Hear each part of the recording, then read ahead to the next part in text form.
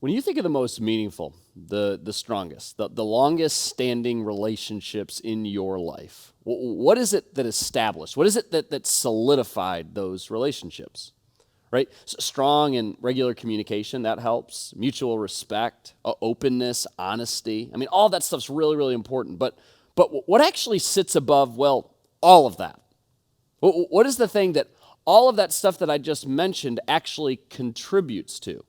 That all of that actually helps to establish. Don't overthink it. It's an ever so important 5-letter word. Trust.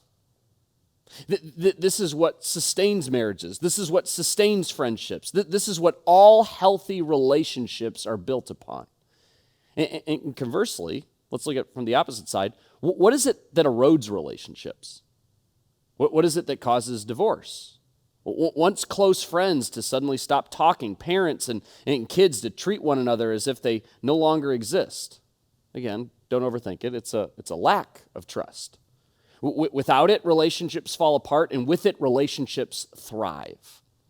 Today, we're continuing in a series that we started on September 11th titled Different. Where over the course of 7 weeks, we're speaking to 7 values that we uphold here at Grumlaw Church, the defining marks of this faith community.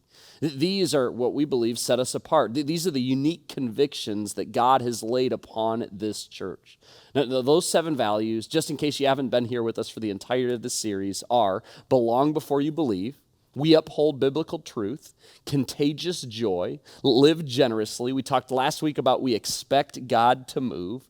This week, assume the best, and then we'll wrap it up next week by talking about obedience is the win. So if this is your first week joining us, or maybe life has been really, really busy this fall and you haven't been with us here for every week of this series, I'd highly, highly encourage you to get yourself caught up at grumlaw.com/messages, or you can find us under Grumlaw Church wherever it is that you grab those podcasts. I especially think this is important if you're new around here, if you're considering kind of laying down roots here in this faith community. This series, really more than any other series we will do, will really give you a great idea of what we are all about here. Now today, as already mentioned, we're entering into part 6 of 7. So the end is near. And consequently, what we're going to be talking about the ever so important value of assume the best. Trust, as we just briefly mentioned, is the linchpin of any healthy relationship. And a lack of trust spells the demise of any relationship. But even amongst the healthiest of relationships, let's just say in an exceedingly healthy marriage, for example, there are moments, right, where trust is eroded. Nobody bats 1,000 in that particular area. I would say, for instance, as a whole, that my wife and I don't say this to be braggadocious in any way, this is by the grace of God, but my wife and I think we have a very, very healthy marriage. Due mostly, I will add, to my wife and her temperament, her exceedingly high patience.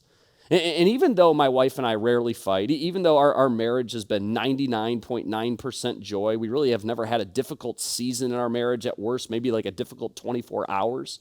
Even though it's been a healthy marriage, there have been moments where trust has been eroded, mostly and usually due to me. For instance, early on in my marriage, I was thinking about this. I would intentionally not give my wife all of the details for something that was coming up. Or I would sort of intentionally, when I say sort of, I would definitely intentionally spring stuff on her last minute. A very practical example. This time of year, I love to deer hunt. If you love the little deer, I'm so sorry, but that's something I really enjoy to do with my brothers and my dad in particular. And I would often, early on in my marriage, I would have a trip planned to go out of town for like weeks with my brothers and with my dad, and I would wait, for whatever reason, this kind of manipulated thing in my mind, I would wait till like the Thursday before. I was going to leave on a Friday to actually tell her that I was going out of town. I think as I really like dig in and try to root this out, it came from this place of if I tell her last minute and all the plans are already in place, there's no way that she can tell me no. But oftentimes this would leave her pretty frustrated. She's like, I thought we were going to hang out tomorrow night. I thought we were going to go on a date tomorrow night. And so she kind of began to pick up on this, and she began to lean into this and very politely tell me, Shay, I think maybe you're doing this on purpose. It eroded trust. And she pleaded with me to be more forthcoming with details in the future. To trust, it was chipped away, but through primarily my behavior, my actions, me showing Andrea that I was willing to and would make a conscious effort to change, to be better, That trust, it was gained back, and it would have actually make us eventually healthier than before.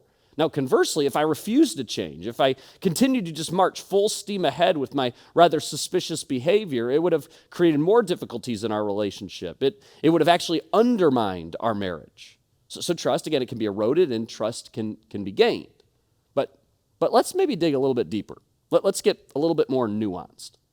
There are also moments in relationships and friendships where we don't have all the facts, where we're only offered just like a portion of the story. For instance, you receive that cryptic text from a coworker and you think, well, what in the heck is that supposed to mean? You hear a story about your spouse from a friend and internally you're thinking, do I need to start panicking? You're left a voicemail from your kid's school asking to call back when you're going to get a quick second, and that pit kind of begins to creep into your stomach. Your friend tells you something about another friend, and you're left to kind of fill in the gaps. See, in every single one of those situations, and in fact many more, we all have a decision to make.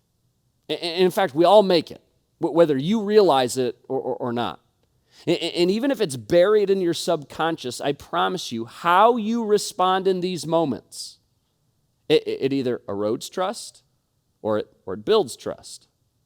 In these moments, you're making the choice to either assume the best or assume the worst. Fill the gap with trust or fill the gap with suspicion. When there's a gap between what someone did and what you expected them to do, between what you know for sure and the rest of the story, you either fill that gap with trust or suspicion. You assume the best or you assume the worst. I promise you there's no such thing as middle or neutral ground in this regard.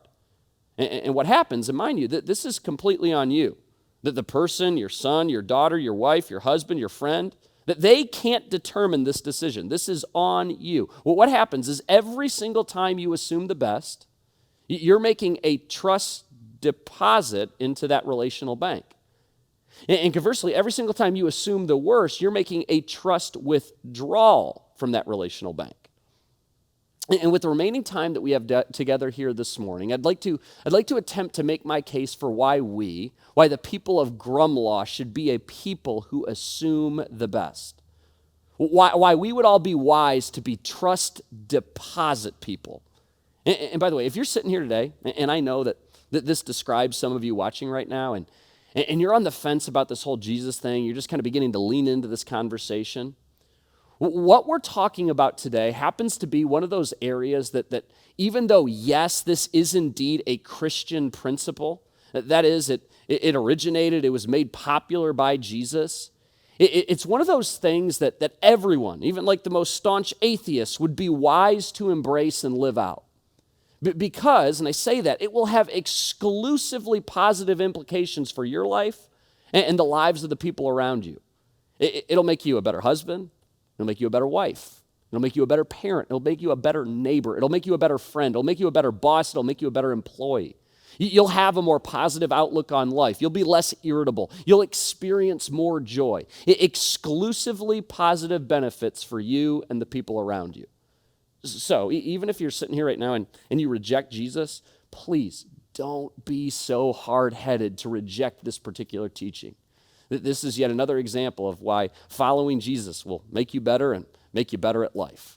Now there's a guy that we read an awful lot about in this book that we call the Bible. In fact, the second half of the Bible was written in large part actually by this individual who went by the name of Paul. Now, if you're not familiar with this book that we call the Bible, and in particular, you've never really heard the name Paul before, you probably don't know that Paul actually used to be referred to as Saul. Saul was a part of a particular sect of Judaism that practiced this really, really strict adherence to the law. That is, those 613 laws contained within the Jewish scriptures. And among the Pharisees, this sect of Judaism, Paul, or again, previously known as Saul, he kind of stood at the top. He was following, memorizing these 613 rules well better than anyone. So when this new movement comes along that we now refer to as Christianity, and begins to take these 613 laws and reduces it down to, well, 2, love God and love people. And in fact, your love for God is best authenticated and demonstrated by how well you love the people around you. Let's just say that the Pharisees, for the most part, they didn't really want to embrace that. And Saul kind of stood there and was like, yeah, this ain't happening. And he kind of took it upon himself to make sure that Christianity would not make it out of the first century. And he was a type A personality. He was getting it done. He was going around arresting and persecuting and even killing Christians, making sure that Christianity would not survive. But then through an event that only God could have possibly orchestrated, this is where we get our Damascus Road phraseology. Through his Damascus Road experience, God flips the script on Saul's life. He gives him a new name called Paul, and now the guy who was on the front lines trying to eradicate Christianity from the face of the earth, he's now going basically around to the entire ancient Mediterranean world, telling everyone about Jesus. And he would start these churches all over the ancient Mediterranean world. And oftentimes he would write letters back to these churches. One of these letters he wrote was to the early Christian church in Rome. And in this letter, he addresses how we ought to treat other people, regardless of how they treat us. Regardless, in fact, of previous interactions with those individuals, regardless of what you might have actually heard of those people. And I want you to keep in mind who is saying this, who is writing these words down. It would have sounded pretty ludicrous to all of the people who were aware of Paul's previous life.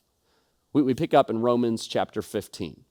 He says there quite plainly, we must not just please ourselves. Now, I'm telling you right here, this one statement, if every single person watching right now, if every follower of Jesus would embrace this, it would have the ability to change the dynamics for the better of literally every relationship in your life. This one statement, while completely counterculture to what our Western society would advocate, it remains central to what it means to actually follow Jesus. In fact, there's actually a very compelling case to be made that this is the single most important value that Jesus would advocate for during his time on earth. Living this out would indeed capture the attention of our world, putting other people ahead of yourself. In fact, in many, many ways, it was living like this that allowed the first century church to not only simply survive, but actually thrive. That despite such persecution, despite all the odds stacked against those early Christians, it emerged victorious largely because of this one value. And what's sort of interesting is Christian or not, you sure like this on other people. You're just not so sure when it comes to you. It's one of those things that's kind of fun to talk about, but it proves often difficult to actually live into. Paul continues, he said, we should help others do what is right and build them up in the Lord. Now here's what I'm sure of. You cannot build someone up. You cannot help other people do what is right if you're assuming the worst in them. If you're constantly making those trust withdrawals from that shared relational bank. If you're assuming that they're going to fail before they even begin. If you're looking at them with the glass half empty while wanting them to look at you with the glass half full. If you're constantly running through worst case scenarios in your head as you stare at them and you internally eye roll them as they respond, it becomes next to impossible to build that person up and actually help them. See, what we so often fail to recognize is that talking and even thinking negatively about someone else has a spillover into how we treat that someone else. It's exceedingly difficult. I'll actually say it's impossible. My life has shown me that. It's impossible to separate the two. If you consistently have negative, worst-case scenario thoughts about another person, that will absolutely result in how you treat that person. You will treat them poorly. And so if we want to change how we treat people, it begins with our thoughts. It begins with those internal conversations that we're having with said individual. Change your mind, and your actions, your treatment of that person will inevitably follow. At the beginning of my sophomore year of college, I kind of lived into the full experience of college in my freshman year, and I know that my parents and many others were praying for me, hoping that I would get my life together. And I kind of stood out on this rather conservative Christian college campus, and I kind of marched into my sophomore year thinking I'm just going to do a lot more of what I did in my freshman year. And for honestly a lot of reasons that still aren't super clear to me, unbeknownst to me at that time, there was a guy who was actually a captain on the men's soccer program that was going to the soccer coach, Mark Castro, was going to him and saying, hey, we know we have this position that needs to be filled right now, the director of soccer operations. I have the perfect guy for you. His name is Shea Prisk. And I know because David, the guy that was advocating for me, he's actually an elder at this church now. Crazy story how that all kind of came about too. I know that was laughed at. It was like, are you kidding me? My reputation had kind of went before me at that point. He's like, he might literally be the last person on this campus that we would select for this position. But for whatever reason, David saw something in me that few people at that point in my life saw. And he kept going back. He kept persisting. He kept saying, hey, this is the guy. He's the most organized dude that I know. I'm telling you, he'd be a great fit for this team. He's going to get his life together. Hire him, hire him, hire him. It eventually resulted in a phone call from the coach to me, and then in an interview. And again, for still reasons that don't remain totally clear, I was offered the position, and I actually took it. Now what I'm going to tell you is that belief in and of itself, that belief extended from David to me was transformational in my life. It sort of awoke me to my stupidity. It was that feeling of like, I better start getting my life together. Otherwise, I'm not only going to continue to make myself look stupid, I'm going to make David look stupid, who really went out on a limb for me. And as it would turn out, those relationships, that time on that team with a bunch of young men who were desperately trying to pursue Jesus, it would completely alter the trajectory of my life. I'm not just saying this for hyperbole. As I really thought about this, as I was thinking about that scenario, thinking about that time in my life, I can honestly tell you, I would not be standing right here, right now, without that time spent with the Indiana Wesleyan men's soccer program. And the only reason it happened was because someone assumed the best in me. Paul goes on to wrap a bow on this thought by reminding us of something, as if just the practical benefits aren't enough. He says we should help others do what is right and build them up in the Lord. And then he makes this rather plain statement. He's like, for even Christ, for even Jesus, didn't live to please himself. See, this isn't just a value, this assume the best. It's not just a value to be proclaimed. It's a way of life audaciously modeled to us through the blood of our risen Savior. Now, I want you to think about this just very practically. If there was anyone in the history of the world that could have reasonably wielded his power and wielded his authority for the benefit of himself, and nobody would have batted an eye, it was Jesus, the Son of God. But yet here comes Jesus, and he models literally the complete opposite. He humbles himself to the lowest of lows, even subjecting himself to death on a cross, a criminal's death, and he does it for you and for me. The day that Jesus allowed himself to be crucified, to be killed for every one of us, for specifically you, well, on that day, he assumed the best in you. In fact, it's just a little bit earlier in Romans that we're reminded of this fact. It's one of the most popular passages in all of Scripture, Romans 5:8. But God showed, he demonstrated, he modeled. He didn't just talk about it. He showed us his great love for us by sending Christ to die for us while we were still sinners.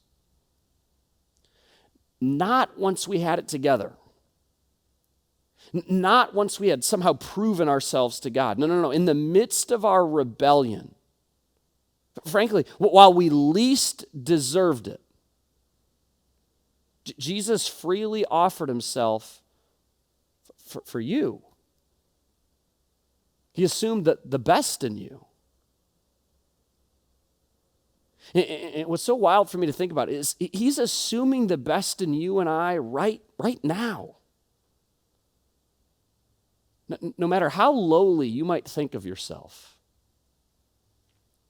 regardless of how distant you might feel from him, Despite the fact that we're basically constantly turning our backs to him and rejecting him, he's still making those trust deposits in you, hoping that you're going to eventually turn to him.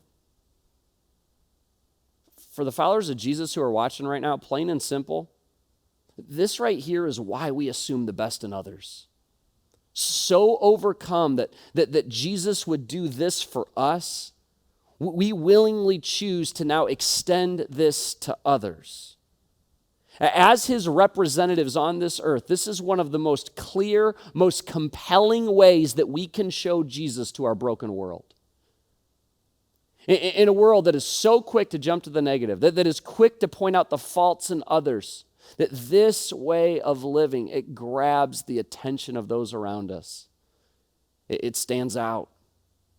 It demands a closer look, just like that first century church. So, two very, very practical ways that you can begin to practice this, that you can begin to live this out, begin to train yourself into this different way of living.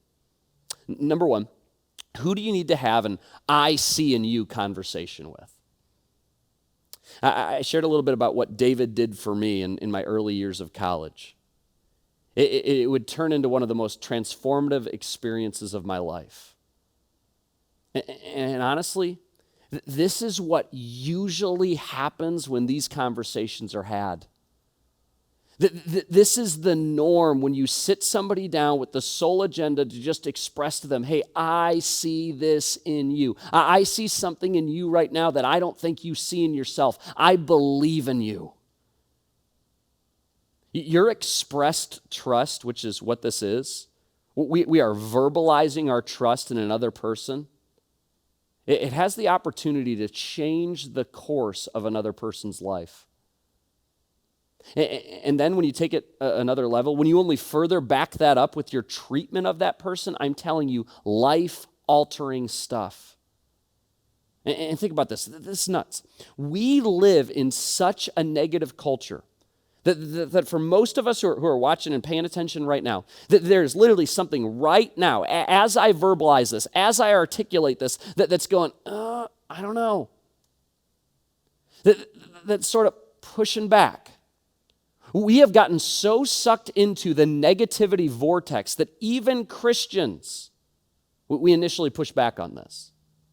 So I'm telling you, not only will this have a dramatic impact on the individual whom you're speaking to, whom you're giving these life-giving words, it will have an impact on you. It begins to break the cycle of constantly making those trust withdrawals and begins to train your heart in the way of Jesus. Who is a person this week that you can have this conversation with? That you can literally sit down and just say, I see this in you. I believe in you. Might it be that employee who you haven't gotten to the point that you're going to fire them, but let's be honest, you've all but just mentally checked out with them? Might it be a neighbor? Some of you parents watching right now, when is the last time you sat down your child? Not to be critical, not to discipline them, but you just sat them down just to express to them how much you believe in them. When's the last time you've spoken these type of words to your spouse? Might it literally just be the person that consistently checks you out at the grocery store? I want to challenge you right now. I'm guessing you're not having to think very hard right now about that person, that if you're paying attention and your heart is softened to what the Holy Spirit wants to speak to you right now, you have a name right now. Write it down. Make it a priority. Schedule it. Have that conversation this week. And then number two, whose relational balance has gotten overdraft fee low? See, this happens, right? When you don't really actually have enough money to spend, you're in the negative balance category in your bank account, but the bank, for whatever reason, ends up letting you actually spend into the negative. And what do they do in those scenarios? They say, oh, it's okay, just pay us back and all will be good. No. They end up hitting you with an overdraft fee. Like, so not only do you got to pay back the money that you didn't really have to begin with, you get hit with a $35, $50, $100 fee on top of that. Who in your life right now are you operating in this manner with? That person that you have made so many trust withdrawals from that relational account through the words that you've spoken to them. Maybe more importantly, the nonverbals relayed to them, the eye rolls, all the sighs, the lack of engagement, the lack of eye contact, and perhaps most damaging, how low you have reduced them in your own mind and in what you think of them. And you need to instead begin to make those trust deposits, literally starting today. Or maybe it's a person you work with, so starting tomorrow. Think about this. Is it possible that your incredibly low estimation of that individual, and in turn, how that has resulted in your treatment of that person, has in some way kind of forced their hand? Is it possible that he's simply living into the attitude that you've consistently modeled towards him? Is she simply living into the attitude that you've consistently modeled towards her? Your child? Your wife? That employee? That neighbor? I'm telling you that they've picked up on those cues a whole lot more than you have likely considered. That person that you have belittled so significantly in your own mind that you literally cannot think about, you cannot see them without thinking something negative. I'll remind us of what we've already discussed. We make this decision every day, multiple times a day. When there's a gap between what we know and what actually happened, we choose to either assume the worst or assume the best. And every single time we assume the worst, trust withdrawal. Every time we assume the best, trust deposit. And again, this doesn't only impact our treatment of that individual whom God has perhaps strategically placed in our lives, a fellow image bearer, by the way, whom Jesus saw fit to die for. It impacts us. It's molding, it's shaping your heart. For better or for worse. We either make that heart harder, more like that of the world, or we train it to become more and more like the heart of Jesus. As hard as this will be at first, start asking questions about that person's life. Invite them over for a meal. Ask them to lunch. Just shoot them an encouraging text. To take a real tangible step towards assuming the best in them. Church, I'm telling you, even as your pastor, it is embarrassing the number of times I have had to eat crow in my life after simply just learning more about a person's story, that I have reduced them so greatly in my own mind, and then I'm like, you know what? I get that little ping from the Holy Spirit that I'm like, I don't really know much about this person, and so I just lean in and just ask them a little bit about their life, and I'm sitting there going, oh my gosh, you knucklehead. I didn't know that was going on in their life. I didn't know they experienced this at their last place of employment. I didn't know they had all that hardship in their story. For some of you, you know that this week, in light of what God is speaking to you right now, literally right now as I speak, you know it's going to require you to suck up your pride and sit somebody down this week and just offer them a very sincere apology. You guys, this is a big deal. This is life-altering stuff. It might feel like a small, even an insignificant step to you, but I'm telling you, it could have drastic, life-changing implications for someone else. And here, in fact, is how I know I'm not overstating that. Because I just challenge you to actually think about you for a second. Imagine what it would mean for some of you if your boss pulled you into his office, her office tomorrow morning, and he just expressed how much he believed in you. That was the whole reason that he asked you to step in. No criticism. No, you could be doing this better. He just wanted to have an I, see, and you conversation. That wouldn't just affect your attitude. I bet for some of you, it would affect your productivity. It would impact your career. For some of you, imagine if you got a text today from mom or dad that simply said, I believe in you so much. You have made me so proud as a parent. Some of you right now, you're watching, and the very thought of that is bringing tears to your eyes. Think about that coworker that you just can't seem to get along with. Imagine that person coming up to you tomorrow and just asking you a couple genuine questions about your family. And you could tell in the moment, it's like, this is actually sincere. Think how much relational equity would be regained by just a 5-minute conversation like that. When we assume the best in others, we're modeling what Jesus has done for every single one of us. What he's currently doing for you and I. And so it probably shouldn't surprise us when living into this not only alters our lives, but so many of the lives around us.